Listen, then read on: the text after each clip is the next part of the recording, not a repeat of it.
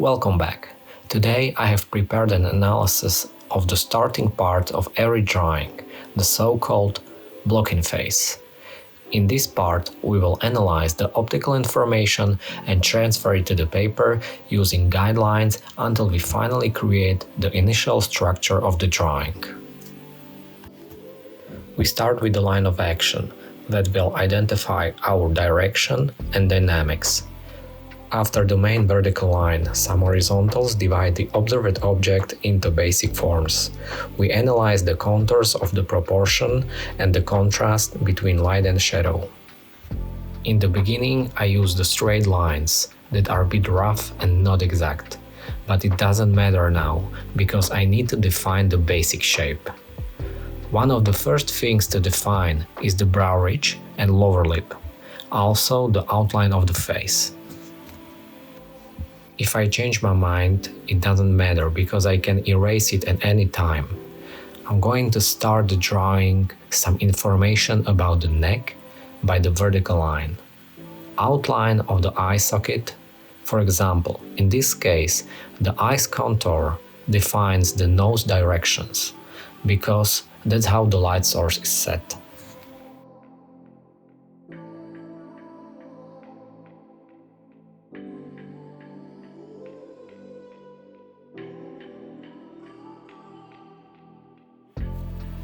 Moreover, if you have a portrait printed in front of you, you can draw imaginary lines at the reference picture, so you can kind of transfer them more accurately to determine the angle and the length. It's all in your head and measuring ratios. For example, the length from the brow ridge to the tip of the nose can be equal to the length of the nose from the tip to the bottom of the chin, but it's not a rule. I'm trying to put in some information about the lips and some contrasting features between light and shadow. However, I'm not sure of the accuracy of these strokes. I'm just roughly guessing, and it's okay.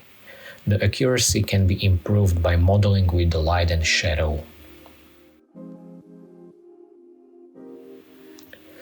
Now I'm trying to draw a half moon and indicate some features of the hairline.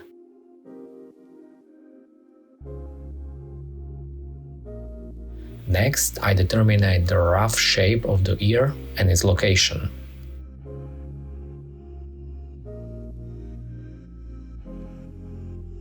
Imaginary lines of the bottom of the neck. Here I can remove some unnecessary lines. I'm trying to indicate the upper eyelids as well as the contour of the eye socket.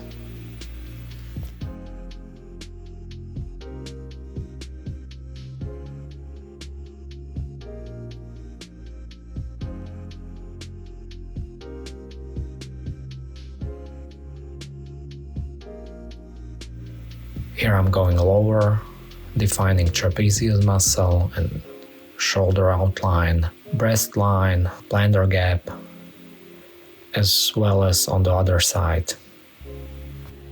At this point, my lines are a bit curvier and more abstract because this part of the bust is not so important for me right now. Here I'm trying to indicate the shadows of the hair strands.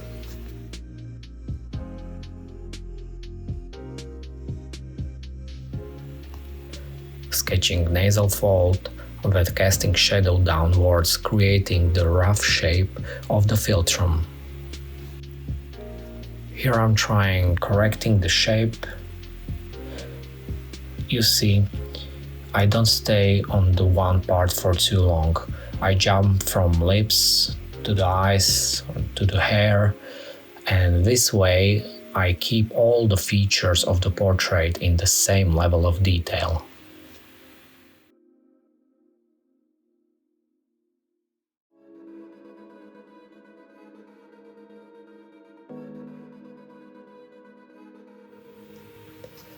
So in the next part, we will divide the drawing into two basic values, light and dark. I'll try to analyze the impact of light and cast shadow. I'll fill the dark part of the bust with one shade. I make mostly fine, simple strokes, I don't focus on details at all. I just try to cover as much as possible of dark areas that we see on the source image. This process is simple and fast, and it will give us a basic image of what we draw. I use 2B lead pretty much all the time, from start to finish. The objective of this is to create a basic tonality of the object. In this process, it's also good to squint your eyes while looking at the source image or object. This will help you better separate the dark areas from the light ones. One more important thing is to make your strokes slow and precise and make the dark value planes as even as possible. This requires some practice, but the more you draw, the better you will get.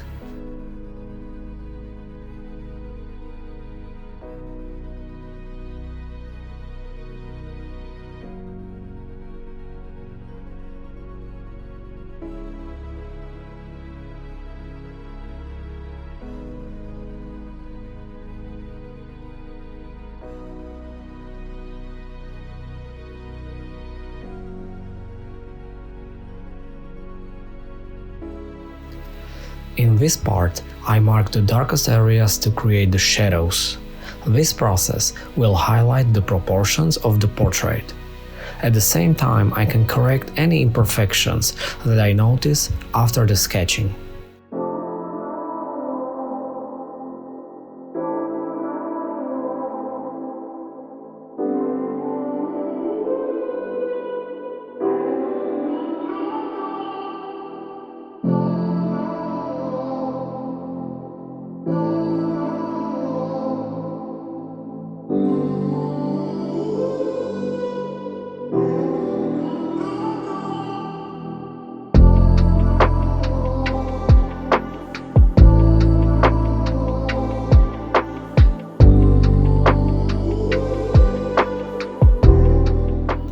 I'm applying the basic tonality to the light parts. In this part, I begin to expand the range of the light values and slowly shape the plasticity of drawn subject. For overall shading, don't separate the individual parts, pass through them completely and create shades that are one value darker. When shading, I also pass outside the drawing area, as I don't want to disturb the overall integrity of the drawn line. The lines that cross outside will be removed later.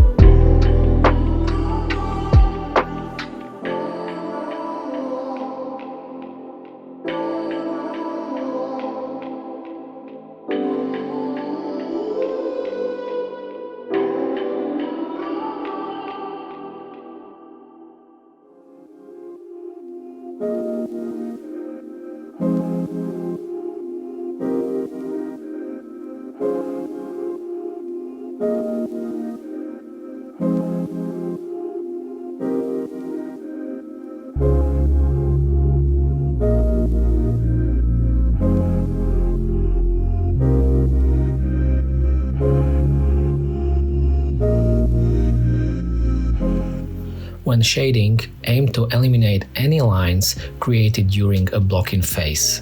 Basically, you have to convert the wireframe of your subject into planes with shades that match the reference. If you look at the bust in a real environment, you don't see any lines except the cracks and so on. You see areas, and those planes are values that can be lighter or darker. Since we are drawing on white paper or paper close to completely white, we have a light surface. We apply dark values to this background and thereby create the impression of 3D object. Completely white planes should form the minimum of the overall drawing. These small areas should be left as the lightest highlights. This also applies to completely black areas, which should also make up only a small percentage of the overall drawing. This will guarantee that the resulting drawing will not appear too dark, but not too light either.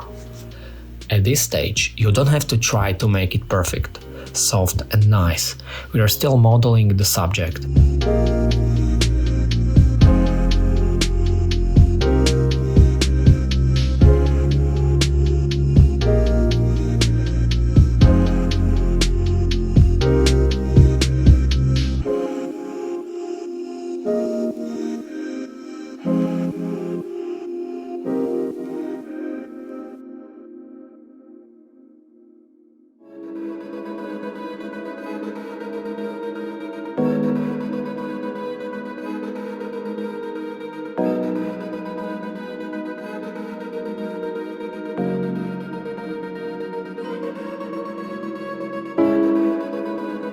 To be accurate and beautiful, you have to achieve it in the last stage when you're finishing the picture.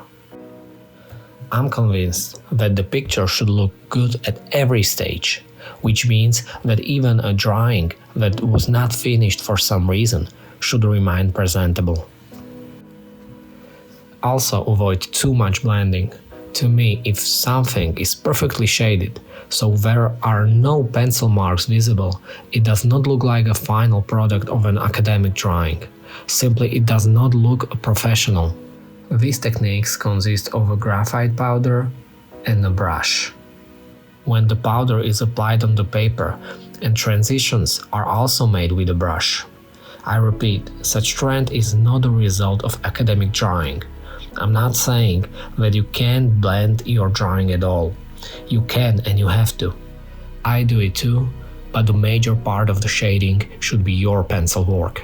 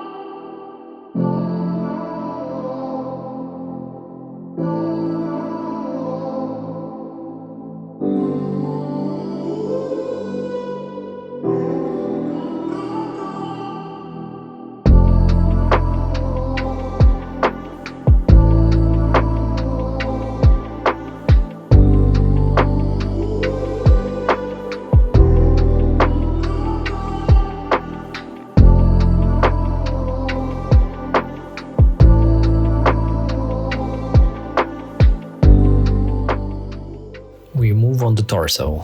I start with simple shading and basic line work. I gently indicate the shadows and direction of the light. I put some contours and I go over the bright parts too. I also specify some proportions of the shadows and indicate the lower end of the sculpture. This phase is more loose because you don't need to be completely 100% with it. At least not at this stage. Graphite is a very precise medium that focuses on accuracy and therefore it's necessary to pay attention to the correct proportions even at this stage. However, with this shading, I apply the principle of gradual addition of values and start from simple dark and light by adding an increasingly large palette of values.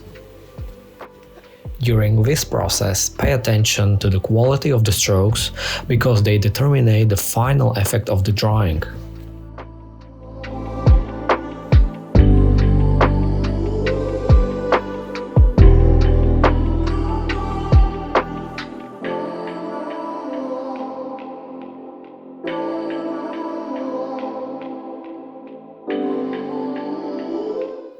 I gradually emphasize the darkest parts, and you can see that I start to gently blend the pencil strokes, which creates more integrated impression of the drawing surface. As you can see, this process darkens the shades by 1 to 2 values, so make sure you don't have to remove the excess graphite later with an eraser, as it was also in this case. For smearing and blending, I usually use a foam knife, but also a brush or a tissue paper. Of course, even after smearing, it's necessary to make additional adjustments and leave a few pencil strokes visible to underline the expression of the academic drawing. I apply the same procedures explained earlier for the lower part of the arm and the torso. I try to stick to realism, but at the same time leave some expressive value. I draw the approximate boundaries of the fragments on the basic tonal background and shade them based on the reference. I highlight border fragments. I add highlights with an eraser and try to bring the dark values as close as possible to the references.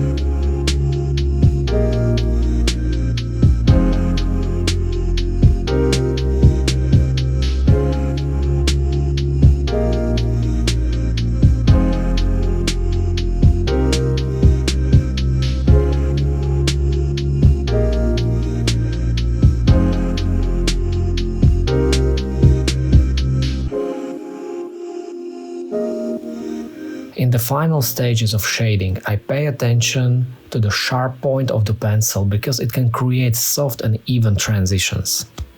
I proceed the same way with the bottom part, with the foam knife creating expressive transitions into the space, which in this case are deliberate, but I'll still edit them later.